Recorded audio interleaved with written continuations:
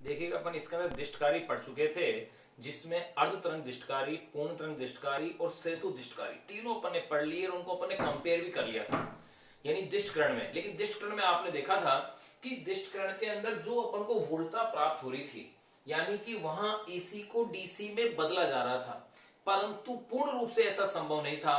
कुछ डीसी के साथ कुछ एसी की मात्रा भी प्राप्त हो रही थी। उसको पूर्णतः अलग करने के लिए जिन परिपथों का उपयोग किया जाता है वो परिपथ कहलाते हैं समकारी फिल्टर। तो यहां अपन पढ़ने जा रहे हैं वो है समकारी फिल्टर, यानी ऐसे परिपथ जो प्रत्यावर्ती धारा और दिष्ट धारा दोनों को एक दूसरे से पृथक करने में प्रयुक्त होते हैं, वही वास्तव में क्या होते हैं, समकारी फिल्टर होते हैं, यानी स्मूथिंग फिल्टर्स।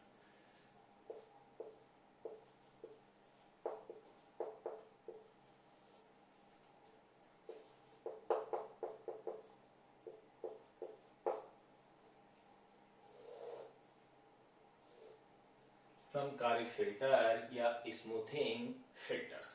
अब देखिएगा समकारी फिल्टर है क्या। तो सबसे पहले अपन इसे डिफाइन कर लें कि दिष्टकारी से निर्गत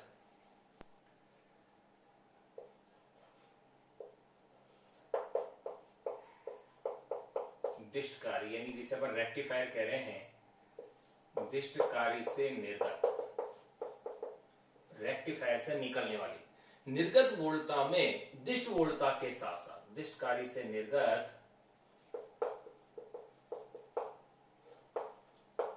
वोल्टता में, दिष्टकारी से निर्गत वोल्टता में दिष्ट वोल्टता के साथ साथ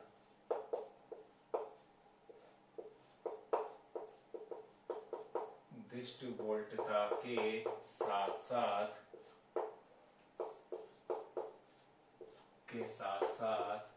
प्रत्यावर्ती, दिष्ट वोल्टता के साथ साथ प्रत्यावर्ती,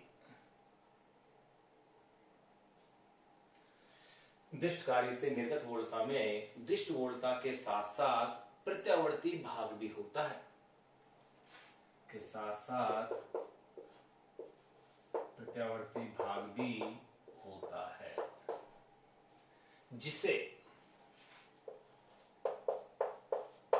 जो प्रत्यावर्ती भाग होता है उसे देखो, जिसे उच्च वचन वोल्टता,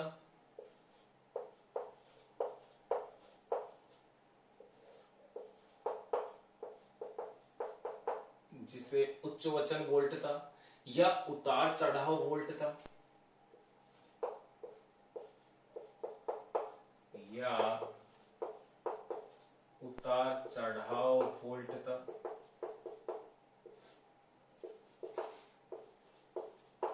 अथवा स्पंदमान वोल्टता कहते हैं, अथवा स्पंदमान वोल्टता कहते हैं।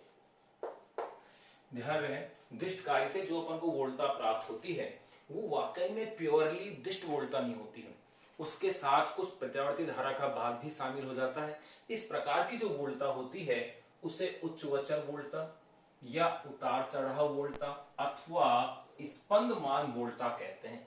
इससे जो उच्च वचन वोल्टता है या उतार चढ़ाव वाली वोल्टता है अथवा स्पंदमान वोल्टता है, इसमें से एसी और डीसी का पृथक्करण करने की जो व्यवस्था है वही वास्तव में क्या है, समकारी फिल्टर है।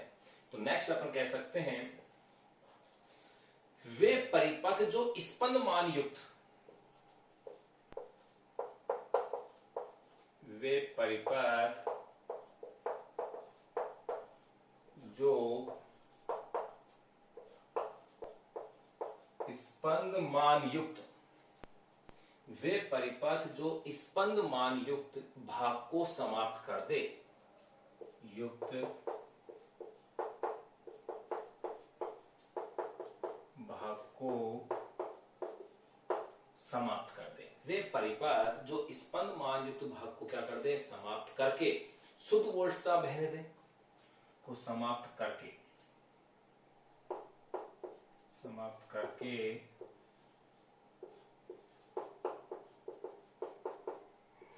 शुद्ध वोल्टता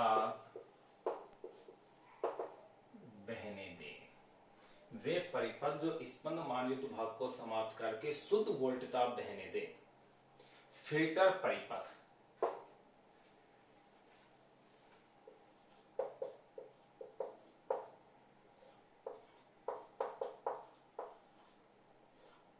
फिल्टर परिपथ या समकारी फिल्टर परिपथ कहलाते हैं।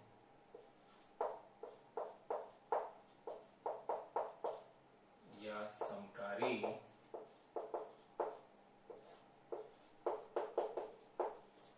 फिल्टर परिपथ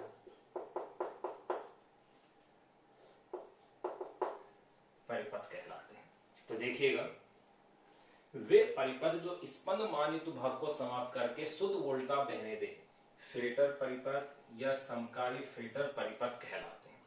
देखो, इन परिपथों की विशेषता होती है कि इनमें या तो प्रेरकत्व यानी कि इंडक्टेंस, या इनमें संधारित्र यानी कैपेसिटेंस, या इनका युग्म यानी ये दोनों ये प्रयुक्त किए जाते हैं। क्योंकि प्रेरकत्व और संधारित्र का व्यवहार प्रत्यावर्ती धारा और दिष्ट धारा के प्रति क्या होता है, भिन्न भिन्न होता है। तो देखिएगा, अपन कह सकते हैं ऐसे परिपथों में प्राय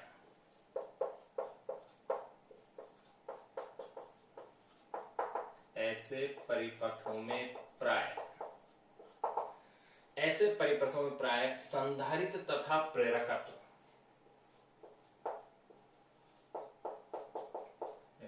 संधारित्र तथा प्रेरकत्व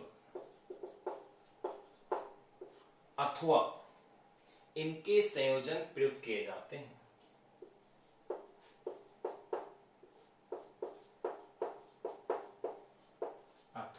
इनके संयोजन प्रयुक्त किए जाते हैं। क्यों किए जाते हैं? क्योंकि इनका व्यवहार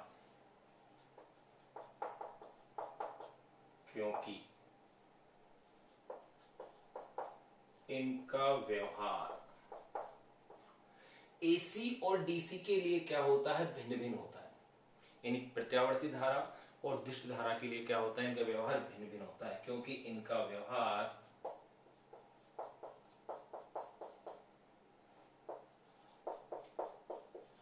प्रत्यावर्ती धारा व दिष्ट धारा के लिए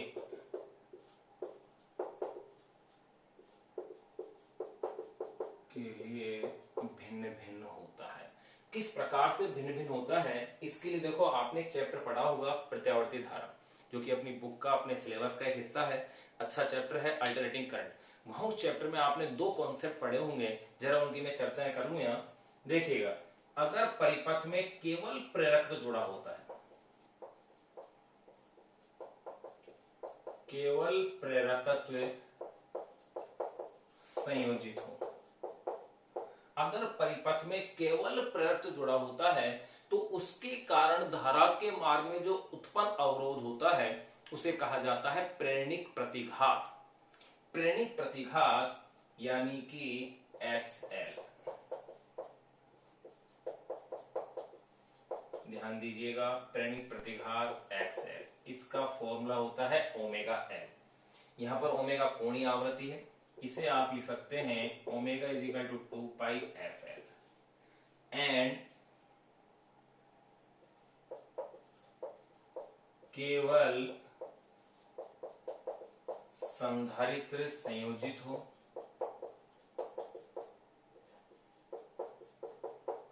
अगर केवल संधारित्र संयोजित होता है तो परिपथ में, यही कह सकते हैं धारा के मार्ग में जो उत्पन्न अवरोध होता है वो कहलाता है धारितीय प्रतिघात। हो तो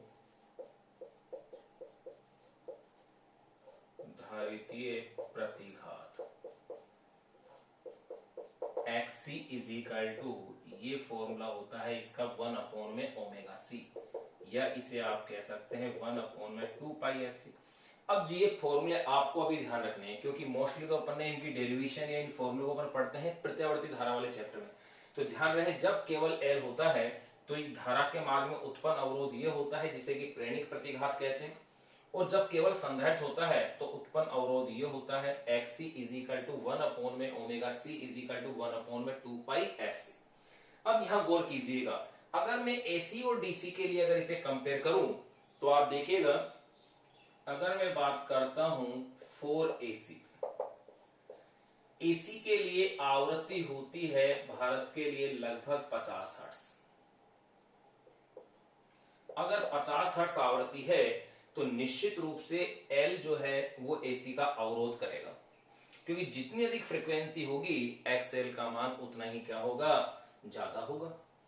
यानी कि लेकिन अगर संधारित्र वाले अवरोध की बात करें तो जितनी फ्रीक्वेंसी ज्यादा होगी अवरोध उतना ही क्या होगा, कम होगा। अब इसके ऑपोजिट अपन बात करें 4DC, यानी कि डायरेक्ट करंट या कह सकते हैं दिष्ट धारा।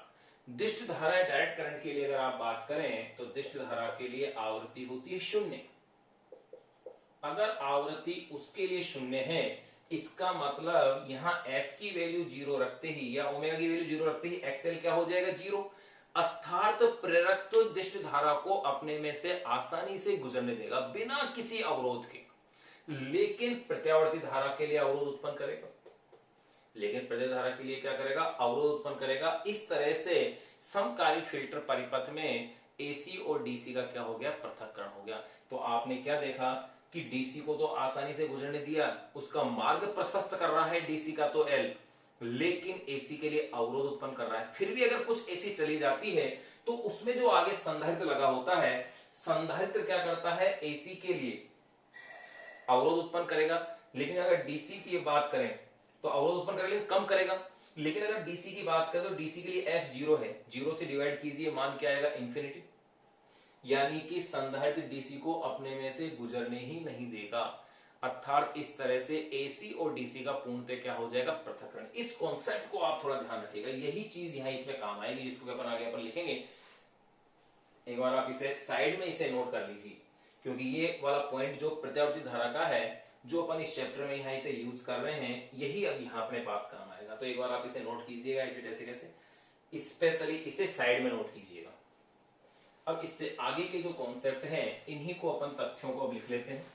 यहां अपन ने एक्सप्लेन कर लिया है कि जो प्रेरकत्व है वो तो धारा को दिष्ट धारा के लिए मार्ग प्रशस्त करेगा, प्रत्यावर्ती धारा के लिए जबरदस्त अवरोध उत्पन्न करेगा। लेकिन अगर अपन बात करें DC की, भाई DC के लिए तो मार्ग प्रशस्त कर रहा है आराम से। अगर बात करें अपन संधारित्र की, तो संधारित्र क्या कर रहा है, DC के लिए अनंत प्रतिरोध की भांति व्यवहार कर रहा है, उसको बिल्कुल ही गुजरने नहीं दे रहा है। तो देखिएगा, यहां अपन ने लिख लिया था, इसका व्यवहार प्रत्यावर्ती धारा व दिष्ट धारा के लिए क्या होता है, भिन्न भिन्न होता है। अब देखो, ये ऐसे जो परिपथ होते हैं, ये तो मैंने लिखाई दिया, ये आपको बता ही दिया कि इनका व्यवहार इनके लिए क्या होता है, भिन्न भिन्न होता है। एक पॉइंट हो, जिस सिरे पर अपन फिल्टर परिपथ में वोल्टता प्राप्त करते हैं वो प्रतिरोध होता है लोड प्रतिरोध, जैसा कि अपन ने दिष्ट कार्य में भी काम में लिया था। यानी बाह्य प्रतिरोध जिस पर कि अपन निर्गत वोल्टता प्राप्त कर रहे हैं, वो अपने लिए होता है लोड प्रतिरोध। तो यहां ध्यान रहे, लोड प्रतिरोध के L तो श्रेणी क्रम में होता है, और जो संधारित्र है वो सदैव समांतर क्रम में जोड़ा जाता है, फिल्टर परिपथों की विशेषता है। तो यहां इस पॉइंट को भी आप नोट कर लीजिएगा कि प्रेरकत्व को सदैव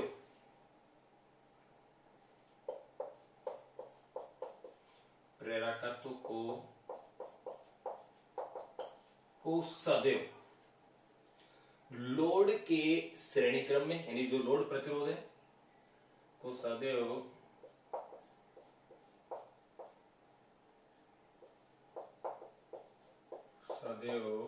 लोड के श्रेणी क्रम में, जबकि संधारित्र को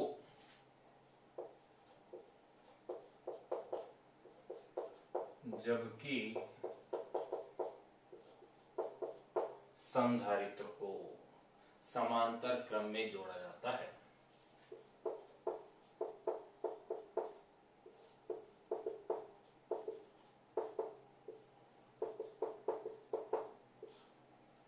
को समांतर क्रम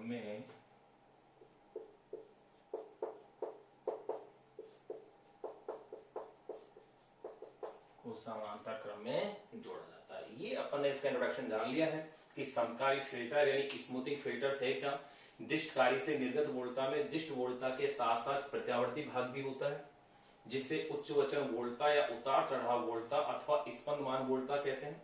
वे परिपथ जो स्पंदमान युक्त भाग को समाप्त करके शुद्ध वोल्टता बहने दें, फिल्टर परिपथ या समकारी फिल्टर परिपथ कहलाते हैं। ऐसे परिपथों में प्राय संधारित्र तथा प्रेरकत्व अथवा इनके संयोजन प्रयुक्त किए जाते हैं, क्योंकि इनका व्यवहार प्रत्यावर्ती धारा और दिष्ट धारा के लिए क्या होता है? भिन्न भिन्न, जो अपन ने अभी अभी इसके अंदर समझा है।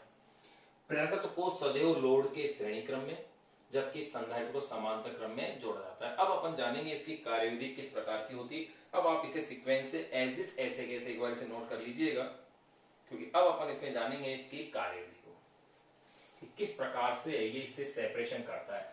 और देखो इसका जो थ्योरी है या कॉन्सेप्ट है वो तो अपन ने समझ ही लिया है कि सी जो है वो तो दिष्ट धारा को किसी भी हालत में गुजरने नहीं देगा, और एल है वो उसको आसानी से गुजरने देगा, क्योंकि जो सी है संधारित्र है वो दिष्ट धारा के लिए अनंत अवरोध की भांति क्या करता है? व्यवहार, यानी उसकी जो प्रतिबाधा है, ये यूं कह सकते हैं उसका जो प्रेरकत्व है वो सी के लिए, दिष्ट धारा के लिए सी का जो प्रतिबाधा है या उसका जो प्रेरकत्व है वो कैसा है? अनंत है। और एल के लिए क्या हो गया था? शून्य। तो देखिएगा यहां पर हम बात करेंगे इसकी कार्यविधि, यानी कि इसकी वर्किंग, किस प्रकार से ये समकारी फिल्टर परिपथ कार्य करता है। अब देखो समकारी फिल्टर परिपथ कैसे कार्य करता है, इसको समझने के लिए आपको दो चीजें चाहिए। पहला तो जो अपन ने भी थोड़ी देर पहले जो कॉन्सेप्ट समझा है वो आपका क्लियर होना चाहिए, जो कि प्रत्यावर्ती धारा का था। दूसरा ये जो डायग्राम अपन बना रहे हैं वो आपका क्लियर होना चाहिए। देखिएगा ये परिपथ स्पेशल ही आपको याद रहना चाहिए। यहां अपन ले रहे हैं निवेशी प्रत्यावर्ती संकेत है कोई इस प्रकार से, ये है निवेशी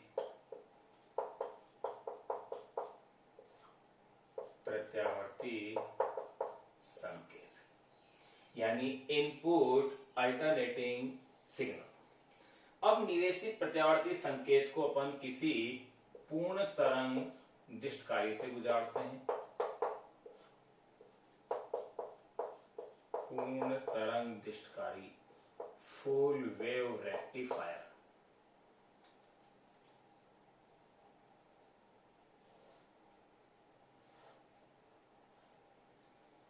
जब आप इसे किसी पूर्ण तरंग दिष्टकारी से गुजारते हैं तो आपको पता है इसका दिष्टकरण होगा, लेकिन दिष्टकरण से जो धारा अपन को प्राप्त होगी, जो वोल्टता प्राप्त होगी, वो कैसी होगी? स्पंदमान युक्त होगी। वो अपन यहां पर प्राप्त करेंगे। देखिए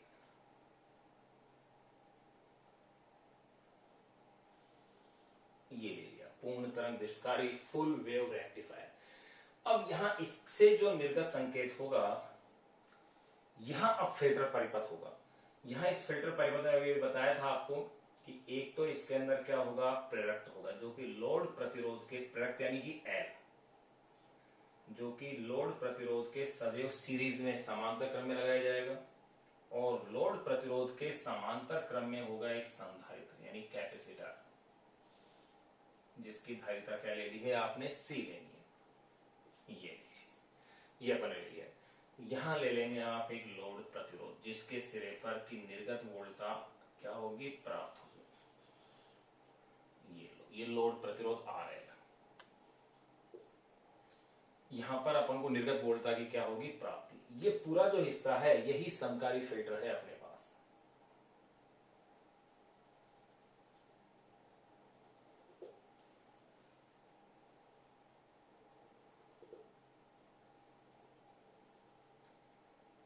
इतना हिस्सा, इसे ही कहेंगे समकारी फिल्टर। एक्स और ये y। बस अब इसमें जो लोड प्रतिरोध के सिरे पर जो निर्गत वोल्टता होगी RL, वो बिल्कुल इस तरह की पूर्णतः दिष्ट वोल्टता के रूप में अपन को प्राप्त होगी।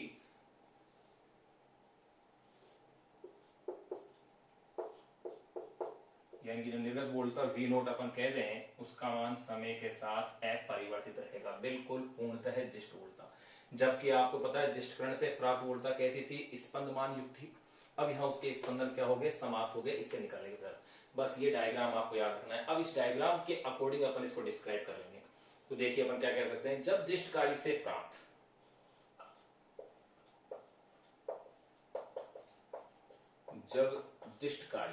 या यूं कह सकते हैं रेक्टिफायर,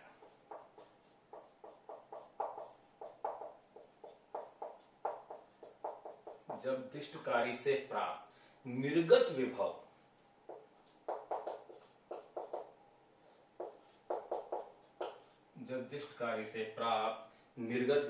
फिल्टर के टर्मिनल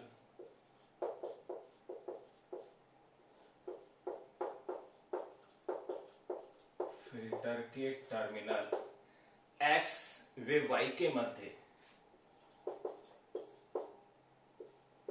व Y के मध्य आरोपित, जब दिष्टकारी से प्राप्त निर्गत विभव फिल्टर के टर्मिनल X व Y के मध्य आरोपित होता है, X व Y के मध्य आरोपित होता है, तो प्रेरकत्व L, इंडक्टेंस यानी कि प्रेरक, तो प्रेरकत्व L के द्वारा उत्पन्न अवरोध, अब इसके द्वारा उत्पन्न अवरोध जिसे कि अपन प्रेरणिक प्रतिघात कहते हैं, के द्वारा उत्पन्न अवरोध जिसे अपन क्या कहेंगे, प्रेरणिक प्रतिघात,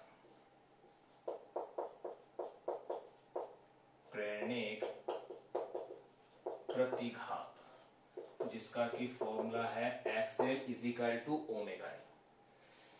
प्रेरक L के द्वारा उत्पन्न अवरोध द्वारा विभव का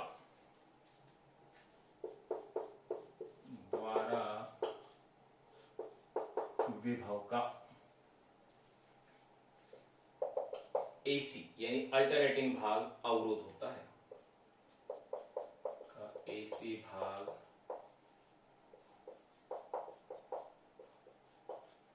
क्या होता है, अवरोध होता है, तथा दिष्ट विभव पर कोई प्रभाव नहीं पड़ता है।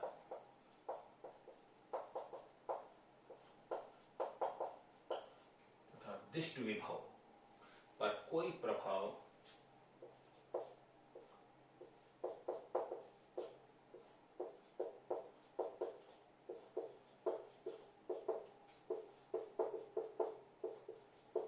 नहीं होता है, तथा दिष्ट विभव पर किसी भी प्रकार का कोई प्रभाव नहीं होता है।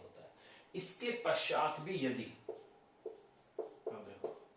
पृथक यहाँ हो ही गया, अगर इसके पश्चात भी कुछ भाग बच गया तो काम कौन कर देगा, पूरा C, कोई प्रभाव नहीं होता है। इसके बाद भी यदि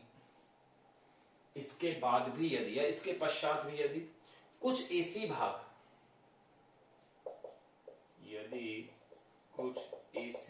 यानी प्रत्यावर्ती भाग L से पारित होकर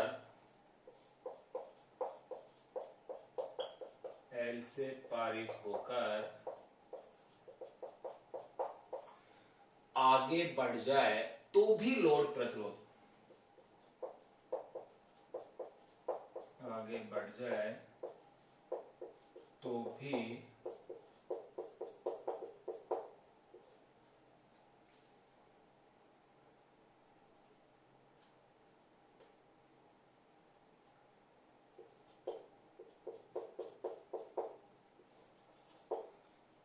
लोड प्रतिरोध RL के समांतर क्रम में संयोजित,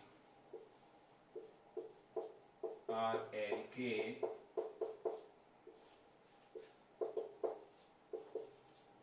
समांतर क्रम में संयोजित, तो भी लोड प्रतिरोध RL के समांतर क्रम में संयोजित C या संधारित्र में संयोजित C यानी कि कैपेसिटेंस ये कह सकते हैं, संयोजित जो C है इस भाग के लिए लघु प्रतिबाधा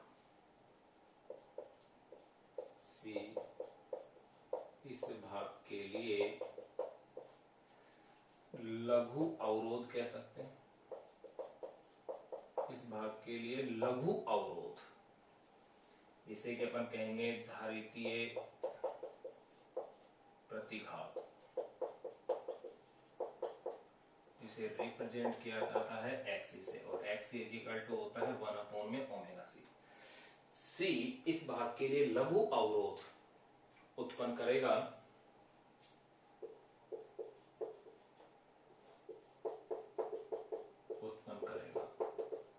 और यह भाग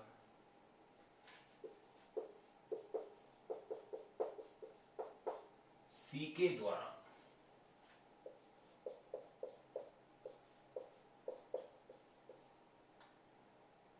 बाईपास, यानी कि साइड से पासर, और ये भाग सी के द्वारा बाईपास या कह सकते हैं पासर पथित,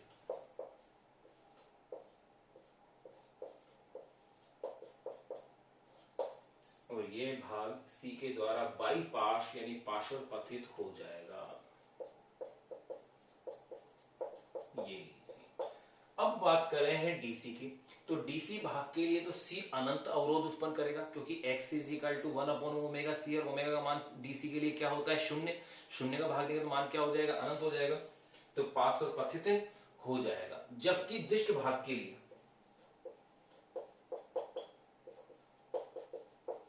जबकि दिष्ट भाग या डीसी भाग कह सकते हैं, जबकि दिष्ट भाग के लिए सी अनंत अवरोध उत्पन्न करता है।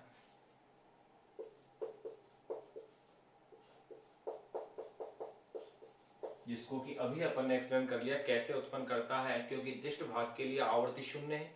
आवर्ती शून्य है तो x इज इक्वल टू 1/ओमेगा सी, यानी 1/0 इज इक्वल टू अनंत हो गया।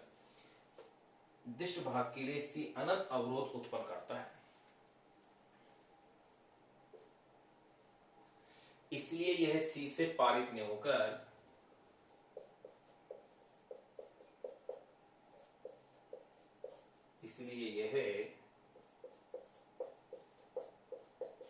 सी से पारित नहीं होकर, उससे ने गुजर के ने होकर आर एल पर उपस्थित होगा।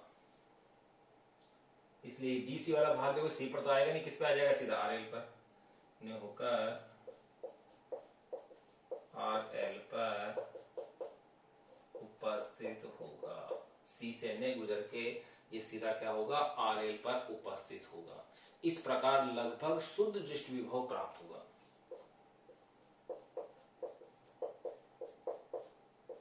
इस प्रकार लगभग